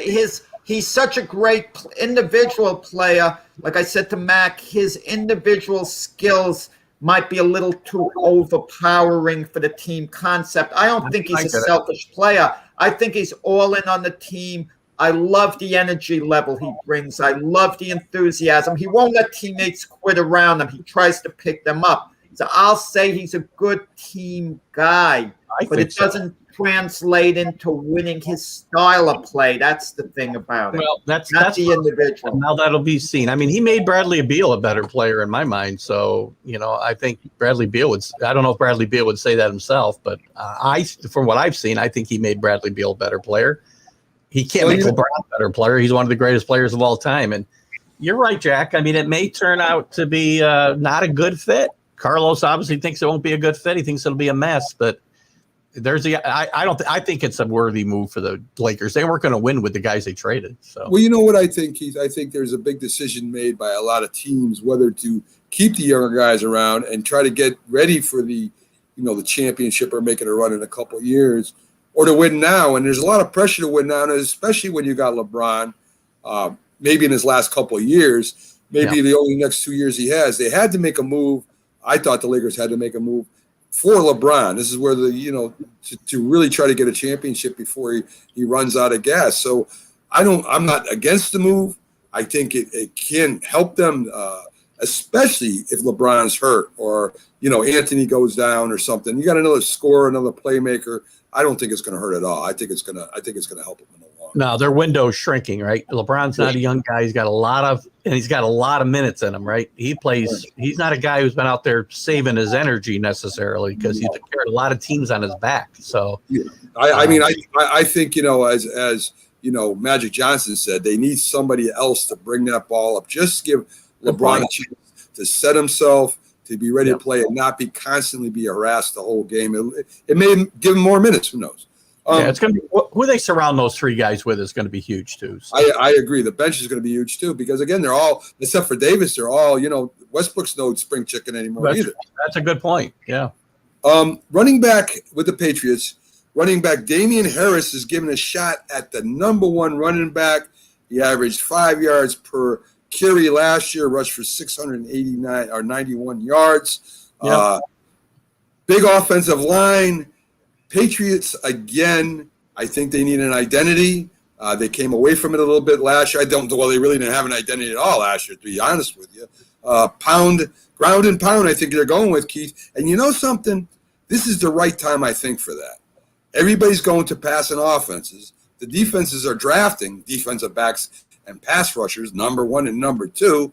And the greatest move I could think would be made right now is to go back to ground and pound where the defenses are maybe a little bit weaker now.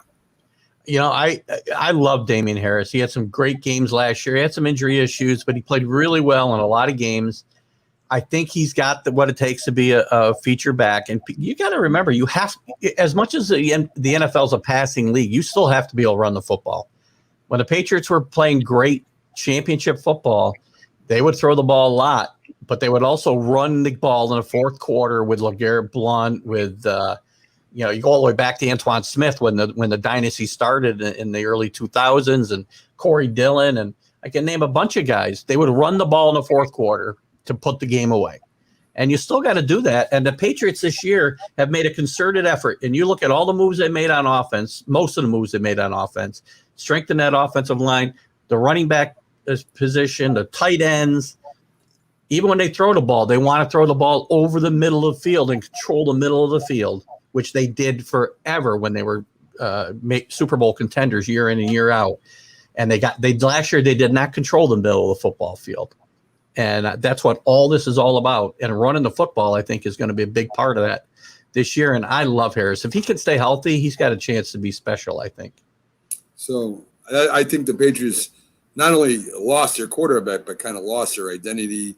Agreed. Year. And there's more than one, just Tom Brady leaving. I mean, there's so many things that happened in the Patriots last year that didn't happen to a lot of teams. But new year, identity, that's what I mean. All the great coaches, you have an identity, whether you're a passing team or a running team like the Titans or like the Browns, they have identities. The good teams that go to the playoffs can do at least one thing really well. Yes. Belichick's identity with that team, as much as anything, as I said, on both sides of the football, was controlling the middle of the football field. And that's what he wants to get back to this year, again, on offense and defense. That's why you've seen a lot of the moves you've seen. So I'm excited about that. I hope that Harris gets a shot to carry the ball a lot. Yeah, big guy, a lot of yards per carry. So, Keith, thanks for coming on. Thanks for yesterday. Really helped me and Jack out. No made worries. the show better. And let me tell you, folks, if you want to go see a great show, go check out TGI Sports with Keith Angle. Great information, great guests. Keith, have a great weekend. Thanks for that. Thanks, you guys have a great weekend. Bye-bye. So there you go, folks. One of the better shows on Northeast Streaming Sports, TGI Sports with Keith Angle. We're going to take our final break for the day. We'll be back on the other side. We got Olympics to get to. We still haven't gone over the local baseball scores. I mean, we got all kinds of stuff that's still going on right now that we're going to give to you here in a couple minutes. So stick with us. We'll be right back after these messages, folks.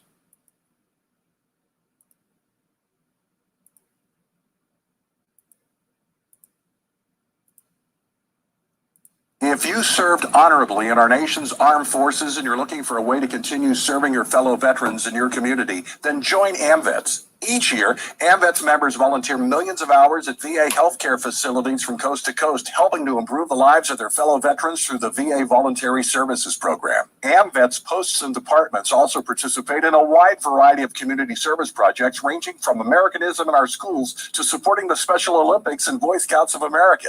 If you no longer wear the uniform today, you can still serve through the AMVETS by joining today at amvets.org. Hi, Grandma. What's for dinner? Hey, honey, I'm making stew tonight. Ooh, can Nina come over? I'm not sure about our new friend. I wonder if there's been any drinking going on. Alcohol at her age can lead to so many bad things. I've been meaning to ask you, what would happen if someone offered you a drink? Grandma? This is hard. She's so young, but I know I need to talk to her about it now before someone tries to give her alcohol. If anyone ever does offer you a drink, I want you to say no. I have too much respect for my family, and I don't want to get in trouble. Okay. Really? I promise, Grandma. I love you too. Okay, how about tasting this stew and telling me what you think? Some children may try alcohol as young as 9 years old. It's not too early to talk about drinking. For tips on how to begin the conversation, visit underagedrinking.samhsa.gov. That's underagedrinking.samhsa.gov. This message brought to you by SAMHSA and this station. If you talk and they will hear you every single time. Oh, we're getting killed. Yeah, well, Kyle's not here. How come? Kicked off the team. Didn't Tim tell you? Kyle and some other kids got caught drinking beer in the park a couple of nights ago. Really? Yeah. Zero tolerance. He's out for the season. Come on, it's a first offense, right? That we know of. But why should that matter? He knew not to drink. I made it clear to Matt, that's what we expect from him. What have you said to Tim? Nothing really. You know, a lot of kids try it at this age, so. Yeah, well, a lot of kids don't try it too. I'm not saying that Matt's gonna be this perfect kid, but if I don't tell him what we expect and why he shouldn't drink, how's he gonna know? You think kids that age really listen? They never admit it, Bill, but they hear more than you think. Talk. They hear you. For more information about talking with kids about underage drinking, visit underagedrinking.samhsa.gov.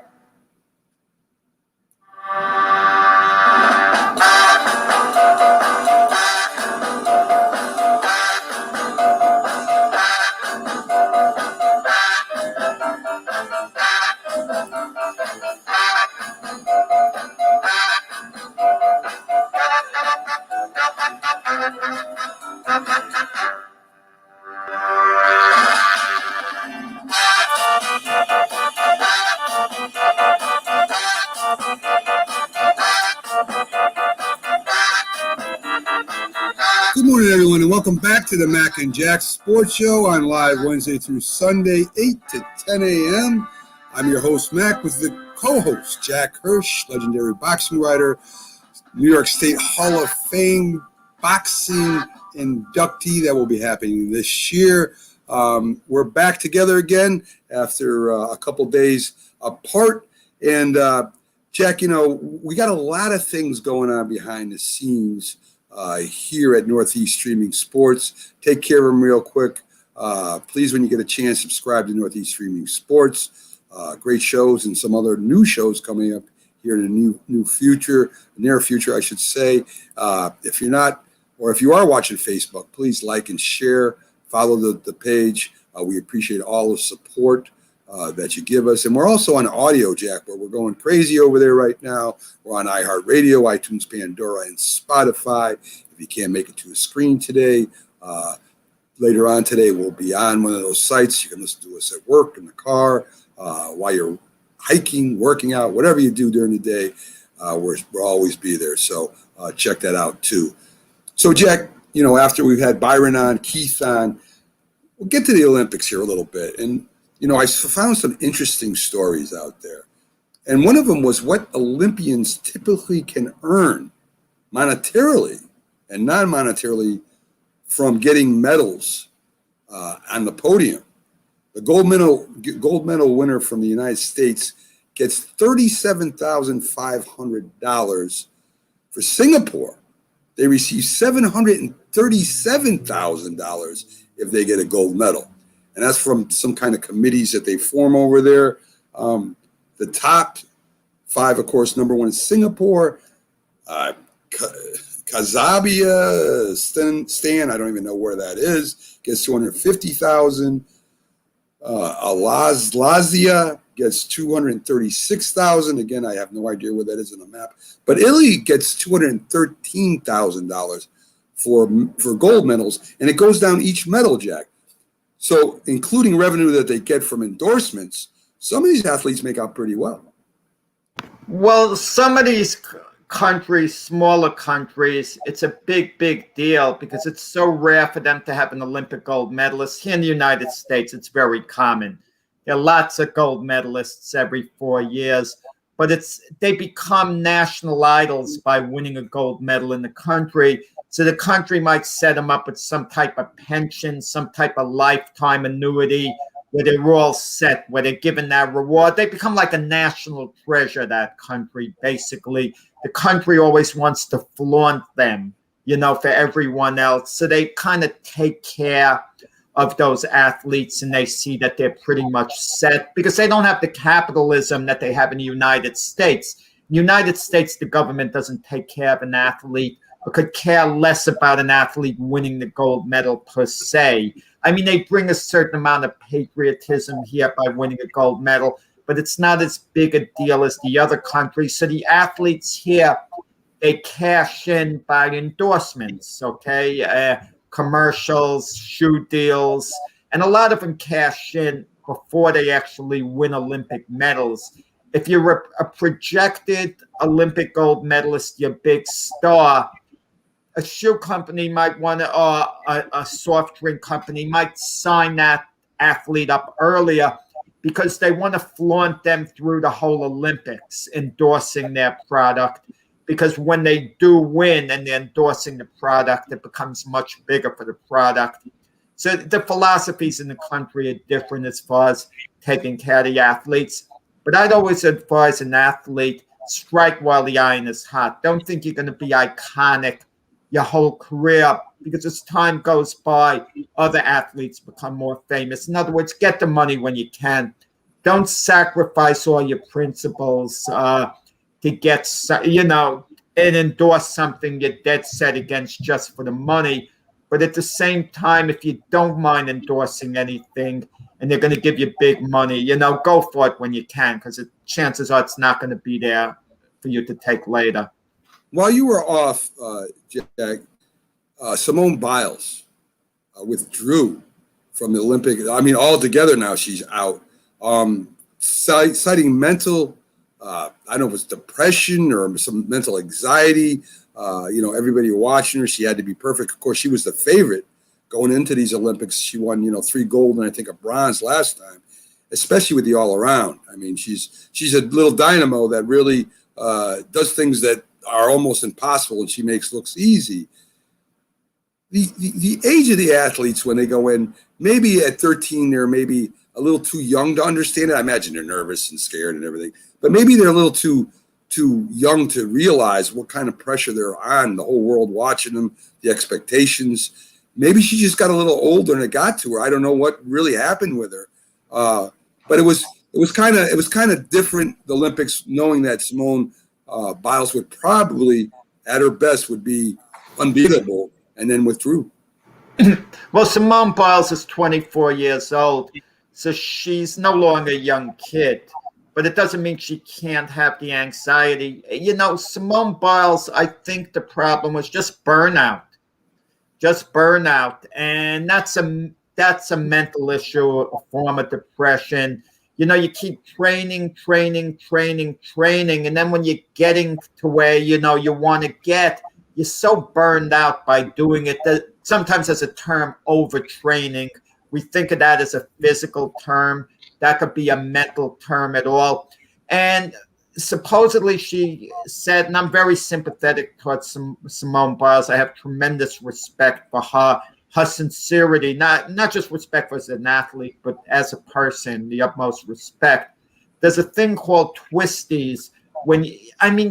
Those things that your gymnasts do are amazing, what they do in the air. I'm like on the edge, seeing them grab the bars and, flipping a certain way. And if your mind's not in sync with your body, you're just distracted a little bit. It becomes hazardous. You could really get hurt there. And she doesn't want to feel this way. Believe me, Simone Biles wants to feel 100% well, but she's taking care of her mental well-being. And in the past, we'd have people criticize that. They'd say she's selfish towards her teammates, but it was just the opposite. What she said, it would be unfair to her teammates if she didn't feel she was in a position to perform. But some people might think Simone Biles is so great. Just get out there and do it. But they don't understand what she's going through, the mental pressure. They've never been in her shoes, okay? Yeah. So I'm all, backing Simone Biles 100%. And she's setting a good example here on how to cope with the problem. Well, I agree with you. Training, and not only that, after she won those gold medals, she was all over the place. They were, throwing out the first pitch on interviews, doing different events, and everybody telling her how great she was, and she is great.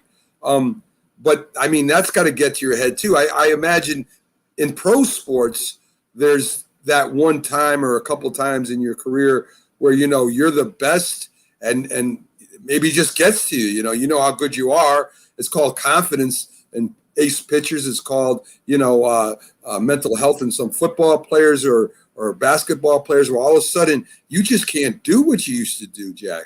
And that's got to be a scary thing. Well, Simone Biles, it's a little different. It's not all the opportunities, she got weren't based on her potential. It was based on her accomplishment. She's already considered the greatest gymnast of all time. Right. So all Simone Biles had to do was keep validating it. Look, if Simone Biles didn't even enter these Olympics, had retired, she would be considered the greatest gymnast of all time. But there's a certain pressure when you're an overwhelming favorite. And even though you've done it before, and even if you never medal in a meet again, your legacy is firm. But she was going through these Olympics because she had it in her for one last hurrah. You know, one last great performance, go out in style. But as she got to the big stage, just what she had to cope with, it just wasn't there. She just wasn't like ready the way she thought she'd be, the way she hoped she'd be. And I think she suffered the complete case of burnout, you know, a lot of different issues that she really has to take care of. I admired the way she stood with her teammates and really like cheered them on. And listen, that had to hurt her. Believe me, I'm sure she wanted to be out there in the worst way, you know, for her teammates, but just couldn't quite, you know, bring herself to it. Yeah, I mean, Suni Lee, she wins the all-around Olympic gold for the U.S., the fifth straight American to win that title in the last 5 Olympics, which is incredible. And as you said, Simone Biles was cheering from the stands and leading chairs. So, I mean, she was, it's not like she left the competition, left the country and said, you know, I just can't deal with it. She was still there rooting on her team, which I really respect. That. Well, some athletes, too, they never have won the gold medal. But Simone Biles has done it, okay? If Simone Biles had never won her Olympic medals in the past, and this was her time to break through, she was a clear favorite, and then it didn't happen, and what went down this year happened without her having the past that she had. It would have been a lot more difficult. It would have been kind of devastating for her that her big opportunity passed her by, but she's done it before. Yeah. She's done it before, and no one could ever take that away from her. NBC boss, the executive over there, insists Tokyo Olympics will be profitable despite the massive viewership drop. Average prime time audience, 15.2 million viewers, is down 47% from, excuse me, Rio in 2016, 51% from London in 2012. There's a lot of reasons for that, Jack. It's not just people don't like the Olympics anymore. You know, it has to do a lot with scheduling, programming, times the events are, different events that maybe not as popular as others. You know, I mean, I don't know how many people were watching the surfing event. Maybe they tuned in quick to check it out. But that's really not, to me, an Olympic competition. You know, Mac, part of it is the time zone. By the time we get to prime time in the evening here, we know who won the events. It happened hours ago. If I want to see Ledecky swimming, can she bounce back? You know, she won a gold in the 1,500 meters. But if I want to see that, I know the result beforehand. So if I'm going to tune in, I know what I'm watching beforehand, who's going to win, who's not going to win.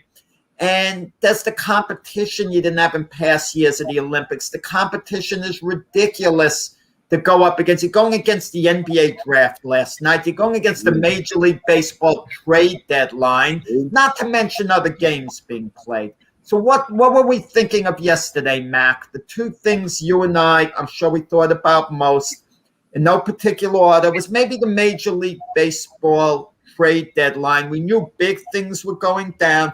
The NBA as well, with the NBA draft and the trades made in the NBA. So there's so much action going on. And then we think, oh, by the way, there's the Olympics too.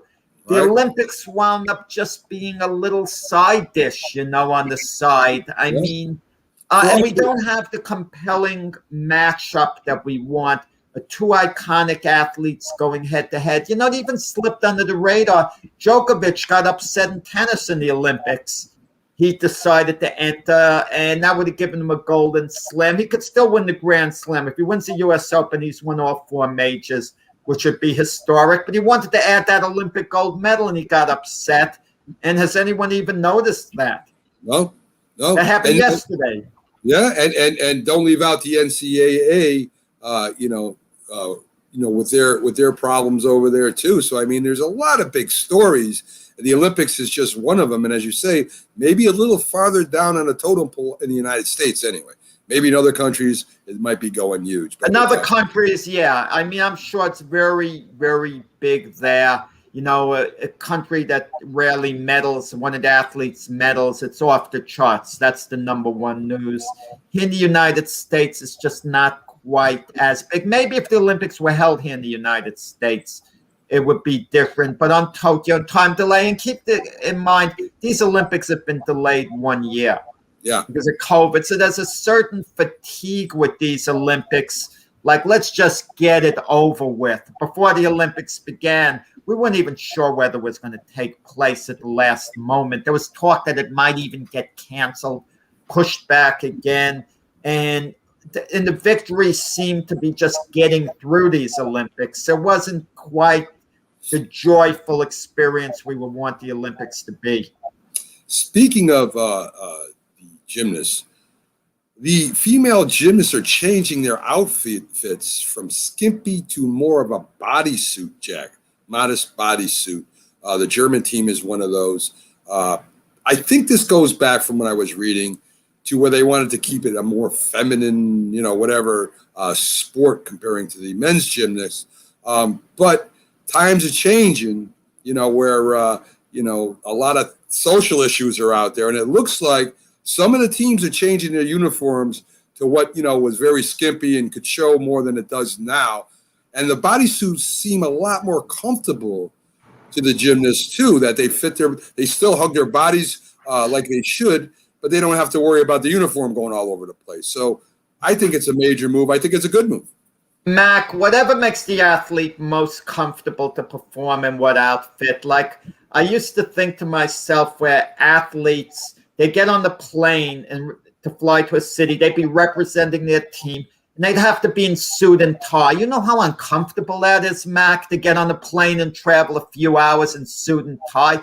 Let them be in their darn sweatshirt and sneakers and be comfortable on the ride. I feel whatever makes the athletes comfortable, that's what we got to completely focus on. What are they doing it for our perception? You mentioned something with these, how sensitive we are as a society, okay? Yesterday was the NBA draft. I mean, Kate Cunningham is drafted by the Detroit Pistons. So we're going to have a gun control group arguing they should get rid of the name Pistons because it's a threat. And we haven't heard that yet. The Cleveland Indians just changed the name to the Cleveland Guardians. Listen, if a group of people are truly being offended by a name, and there's a historical thing behind it where it's insulting to use that name, change the name. I could understand if that's truly the case.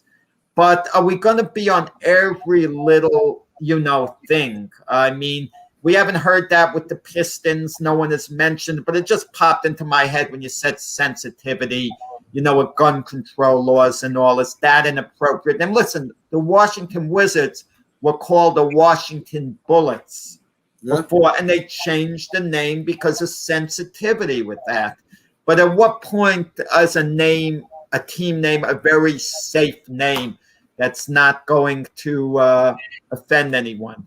Yeah, listen, Jack, I don't know. I think I feel, this is my opinion anyway, that most people don't care.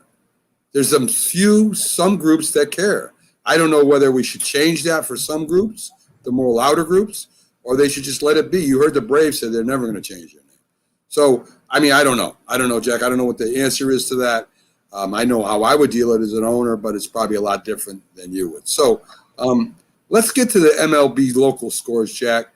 We had the Phillies losing to the Nationals 3-1 yesterday. For the Phillies, not a lot of offense. You had Bryce Harper going 1 for 1, two Well, Mac, did they play a doubleheader? Because I could have sworn I was busy. Obviously, yeah. Yes, they did. Okay. Yes, they did. So that was the first game that the Nationals did win, and I'll get to their second game after this. The Braves, speaking of the Braves, they beat the Mets 6-3. The Mets I just don't know what the answer is over there in the East yet, because it seems like one step forward, one step back, two step forwards, two steps back. Nobody really wants this division, but the Mets are hanging in there. Dominic Smith did drive in one. Alfonso did drive in two, but of course they came up on the short end of that one. Again, that East is very confusing to me. I don't know. I don't know who's Well, going the Mets are standing pat at the trade deadline because their logic is we're getting DeGrom, Carrasco, and Syndergaard back. So we're getting that quality starting pitching. So it appears they're going to stand pat, but maybe they'll shock the heck out of us today at the trade deadline and pull something out of a hat. But I don't see what at this point. The Yankees lost 2 touchdowns to nothing, Jack. I don't even know what to say about that right now. Hopefully, these moves they made at the beginning. Gallo and Rizzo wouldn't have helped them at all yesterday. I don't think so, unless they both hit 4 home runs, Jack. So, the Red Sox got blown away 13-1 by the Blue Jays. Kyle Schwarber, they picked up from the Nationals, the Red Sox. They picked up a big bat, Mac. Yes, that could really help them.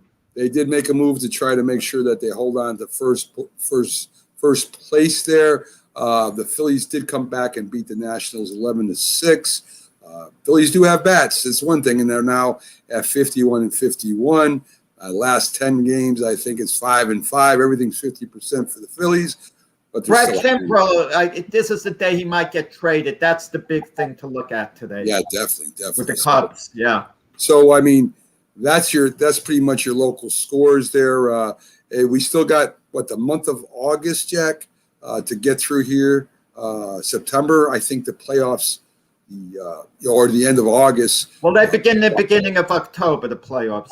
September, they're still playing into September? Yeah, they play through the end of September. Okay, I think the beginning of October. And October is the wild card, is when it starts? The one-game playoff, and, we'll see how it – listen, for some teams just getting there, being a playoff team, listen, if the Yankees scratch and claw and make the playoffs and get eliminated immediately, has the year been a success? Well, it hasn't been a failure. The funny thing, fans of the Yankees and Mets like to rib one another, and it appears that now baseball in New York, it's a Met town now. They have the upper hand. That's how I feel as a Yankee fan. But the Yankees only 1 game behind them if you compare the records. Imagine when all is said and done this year with Steve Cohen coming in the Lindor contract, that the Yankees actually wind up with a better record than the Mets. I mean, and then you could say, have the Mets ever passed them? Then they haven't actually passed them. It would be really interesting to see. But the Mets are going to be all right in that NL East. They should be. What would be more interesting is if the Yankees do get the wild card and they do get in the playoffs and the Mets get eliminated right away. That would even be more interesting. See which team would be having more of a successful season. We'll see what happens, man. Anything can happen, as we saw this year in baseball. The Dodgers picked up a couple really great players. San Diego missed out on them. The Giants didn't get what they wanted. The Red Sox pick up a big bat. The Yankees pick up 2 big bats. So the races are still alive and well, and hopefully we have an exciting ending to the season, Jack. I mean, I'm looking forward to it. Brett Kimbrell to the Phillies today. That's my prediction before the day is out. It's a little bit of a long shot. The Phillies badly need a closer his caliber. I think some way, somehow they pull that off today.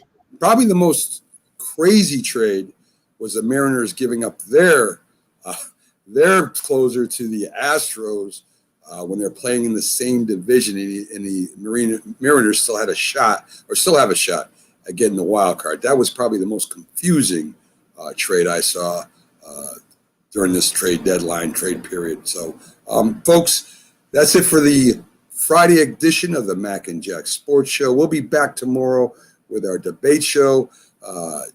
It seems that Jack is ready to attack, so I better be ready tomorrow for his onslaught as it begins. We should have Dr. Paul Semendinger, Yankees expert, in with us. Knows a lot about baseball, knows a lot about sports, and it's always fun having him on.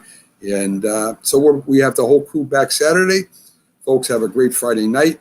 We'll see you tomorrow, same time, 8 to 10 a.m. Have a great Friday night, folks.